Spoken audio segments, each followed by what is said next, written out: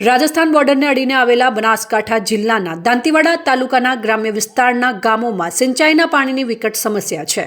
આ તાલુકાના લોકો ખેતી અને પશુપાલન આધારિત જીવન જીવી રહ્યા છે। અહીંયા સિંચાઈના પાણીનો પ્રાણ પ્રશ્ન છે। હાલમાં ખેડૂતો બોરવેલ આધારિત ખેતી કરે છે, તેમાંય ભૂગર્ભના પાણી 1200 ફૂટ જેટલા ઊંડા ગયા છે। જ્યારે ક્યારેક બોરમાં પાણી ન મળે તો ખેડૂત લાખો રૂપિયાના દેવામાં ઉતરી જાય છે। જ્યારે ભૂગર્ભ જળમાંથી પાણી કાઢવા માટે 60 હોર્સ પાવરથી વધુ વીજળીની મોટરનો ઉપયોગ થતો હોવાથી વીજ બિલ પણ વધુ આવે છે।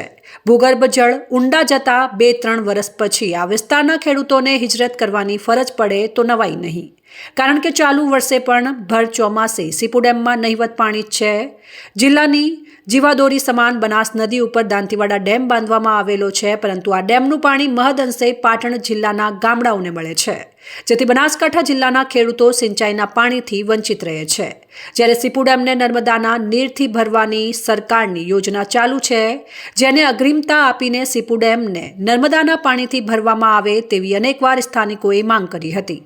સીપુ ડેમને નર્મદાના પાણીથી ભરાય તો આ વિસ્તારના ગામડાઓમાં લિંક કેનાલ અને માઇનોર કેનાલ વડે પાણી પહોંચાડવા માટે નક્કર યોજના કરવા કેનાલ બનાવવાની જરૂર છે, જેથી ખેડૂતના ખેતર સુધી સિંચાઈનું પાણી પહોંચાડી શકાય તેવી પણ માંગ કરવામાં આવી હતી। ત્યારે ફરી સીપુ ડેમમાં નર્મદાના નીર આવતા ખેડૂતોમાં આનંદની લાગણી પ્રસરી જવા પામી છે।